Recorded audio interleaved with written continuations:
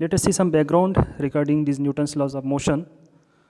See, Sir Isaac Newton, an English scientist and mathematician famous for his discovery of the law of gravity, also discovered the three laws of motion.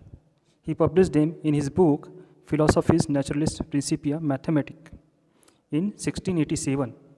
Today, these laws are known as Newton's laws of motion and describe the motion of all objects on the scale we experience in our everyday lives. What Sir Isaac Newton has said? Sir Isaac Newton has said that if I have ever made any valuable discoveries, it has been owing more to patient attention than to any other talent. So now we are seeing three Newton's laws of motion, first, second and third. One by one we will see. Let us see first law of motion. What the first law of motion said? An object in motion tends to stay in motion and an object at rest tends to stay at rest unless acted upon by an unbalanced force. So this is the first Newton's law of motion. It says that an object in motion tends to stay in motion and object at rest tends to stay at rest unless acted upon by an unbalanced force.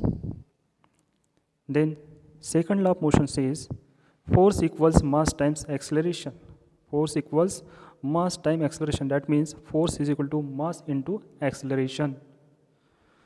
And third law of motion is that for every action there is an equal and opposite reaction. For every action there is equal and opposite reaction. Now in brief we will see Newton's first law of motion. Once again let us see Newton's first law of motion.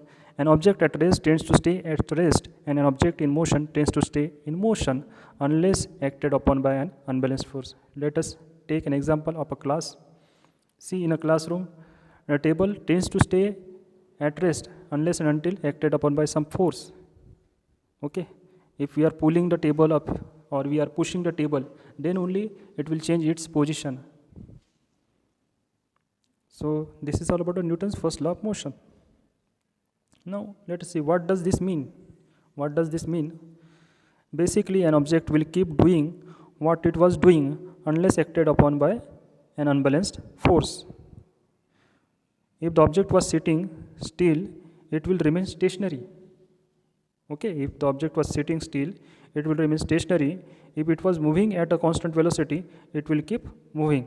That means if a chair is there, then it will remain stationary. And if a car is there, a moving car is there, and it will move with a constant velocity unless and until we exert some force, some unbalanced force on it.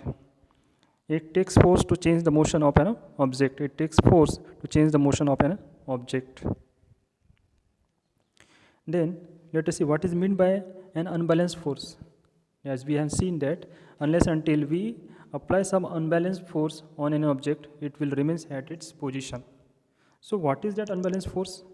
If the forces on an object are equal and opposite, they are said to be balanced. Okay, if the forces on an object are equal and opposite, then they are said to be balanced and the object experiences no change in motion And if they are not equal and opposite,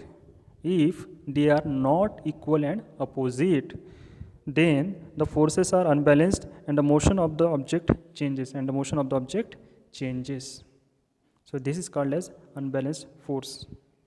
If they are not equal, if these forces are not equal and opposite, then the forces are unbalanced and the motion of the object changes. So these are the unbalanced forces.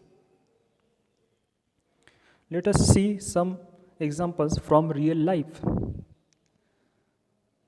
A soccer ball is sitting at rest. You can see in the slide, a soccer ball is sitting at rest. It takes an unbalanced force of a kick to change its motion. Means, for example, on a ground, a soccer ball is there, then it will be as it is, as its position.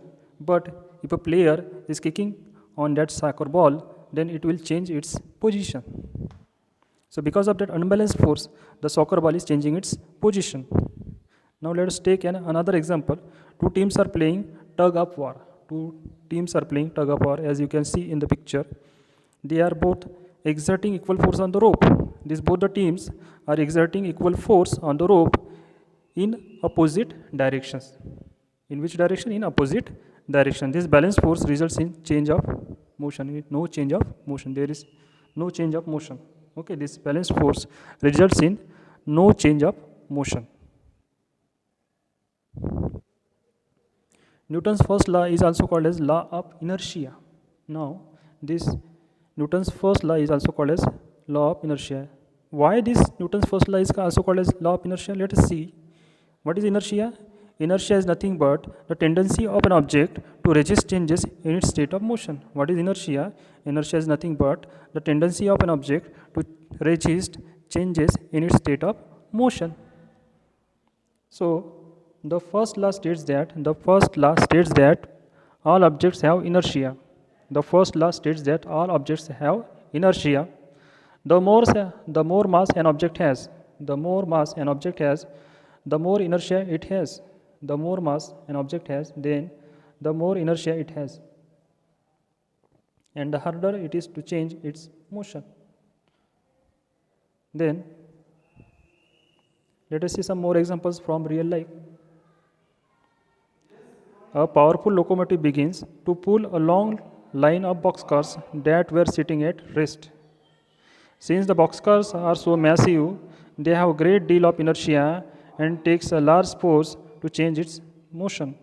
Once they are moving, it takes a large force to stop them. What is here?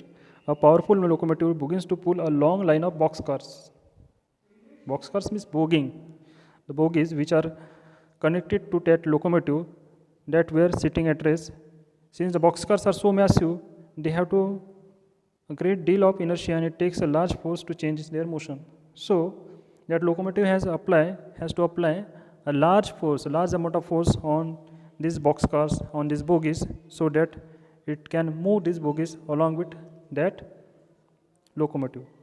Once they are moving, it takes a large force to stop them. But once they are moving, then also it takes a large force to stop them. Okay, that's why if a moving train is there, then it is very difficult to suddenly stop that train. Okay, so it takes some time to stop that train completely. Now let's take another example. On your way to school, a bug flies into your windshield. On your way to school, a flies into your windshield. Since the bug is so small, now you can see the bug is so small, it has very little inertia and exerts a very small force on your car. Okay, if your car is moving in one direction, or if it is at a stopping position, then also if this bug pushes to your car, then also it cannot move that car, because the force that bug is applying is very little against that mass, so that you don't feel it. Now let us see, if objects in motion tends to stay in motion. Now this is another condition. In first condition, what was there? The objects were at still condition, they were sitting as it is. But let us see, if objects in motion tends to stay in motion, why don't moving objects keep moving forever? Why don't moving objects keep moving forever? There is some reason. Things don't keep moving forever because there's almost always an unbalanced force acting upon it. Okay, things don't keep moving forever because there's almost always an unbalanced force acting upon it. A book sliding across a table slows down and stops because of the force of friction.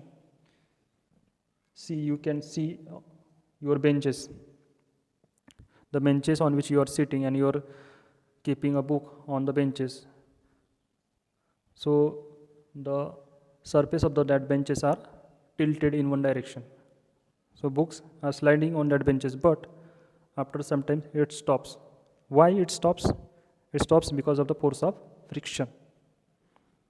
If you throw a ball upwards, it will eventually slow down and fall because of the force of gravity. See, during cricket you are throwing the ball upwards, then what happens? After going some time towards upward direction, it falls in downward direction. Why? That is because of force of gravity, because of gravitational force. Then in outer space, away from gravity, and any source of friction, a rocket ship launched with a certain speed and direction would keep going in that same direction at that same speed forever. If you take a case of rocket is there, if a rocket is launched in the space, then in outer space away from gravity and any source of friction, a rocket ship launched with a certain speed and direction would keep going in that same direction and at that same speed forever, because there is no force of friction or no gravitational force is acting upon it. There is no unbalanced force acting upon it, and because of that absence of unbalanced force acting upon it, it keeps moving in same direction and same speed. Now we'll study Newton's second law. What that Newton's second law says? It says force equals mass time acceleration, means force is equal to mass into acceleration. What is acceleration? Acceleration is nothing but a measurement of how quickly an object is changing its speed. How quickly an object is changing its speed. Acceleration measures what? It measures the change in speed, change in motion. So what does force is equal to mass into acceleration means? What does force equal to mass into acceleration means? It means force is directly proportional to mass and acceleration. Imagine a ball of certain mass moving at a certain acceleration. This ball has certain force. Now imagine we make the ball twice as big but keep the acceleration constant. Then F is equal to mass into acceleration says that this new ball has twice the force of the old ball. Okay. Now imagine the original ball moving at twice the original acceleration. If the original ball is moving at twice the original acceleration, then what is there? Force is equal to mass into acceleration. It says that the ball will again have twice the force of ball at the original acceleration. That means whatever we are changing, if we are changing the mass, if we are making the mass twice, then there will be also a change. If we are making the acceleration twice, then also there will be change. Now we will see Newton's third law. What it says? For every action, there is an equal and opposite reaction. For each and every action, there is an equal and opposite reaction. What does this mean? What does this mean? It means that for every force acting on an object, there is an equal force acting in the opposite direction. Right now, gravity is pulling you down in your seat, but Newton's third law says your seat is pushing up against you with equal force. This is why you are not moving. There is a balanced force acting on you. Gravity pulling down, your seat pushing up. Gravity is pulling you down and your seat is pushing you up. Okay? Then think about some other things. What happens if you are standing on a skateboard or a slippery floor and pushed against a wall? What will happen? You slide in the opposite direction because you pushed on the wall, but the wall pushed back on you with equal and opposite force. Okay? That means for each and every action there is a equal and opposite reaction. Now let us take another example. Why does it hurt so much when you stub your toe? Why does it hurt so much when you stub your toe? That is because when your toe exerts a force on a rock, the rock exerts an equal force back on your toe. The harder you hit your toe against it, the more force the rock exerts back on your toe. That's why more force your toe is applying on that rock, the rock will apply equal and opposite force on your toe, and that's why your toe hurts.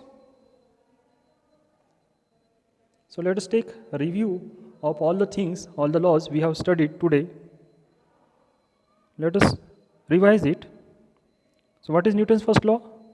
Newton's first law is object in motion tends to stay in motion and object at rest tends to stay at rest unless acted upon by an unbalanced force. So this is Newton's first law. What is Newton's second law? Newton's second law says force equals mass time acceleration. That is, force is equal to mass into acceleration.